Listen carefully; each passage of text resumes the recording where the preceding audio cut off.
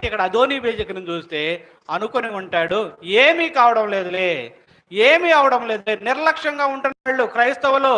ఈరోజు నేను ప్రార్థన చేయకపోయినా ఏమీ కాలేదులే, రేపు ప్రార్థన చేయకపోయినా ఏమీ కాదులే, ఈ ఆదివారం నేను దేవుని సన్నిధానానికి వెళ్ళకపోయినా ఏమీ కాలేదు కదా, పరిస్థితులు అట్లాగే ఉన్నాయి కదా, లేకపోతే ఈరోజు దేవుని యొక్క సన్నిధానంలో గడకపోతే అలాగే ఉంది కదా అనుకుంటున్న వాళ్ళు, ఒకరోజు వస్తుంది దేవుడు కన్నెర్ర చేస్తే ఆ రోజున పొందుకునే నష్టము బహుభయంకరంగా ఉంటుంది.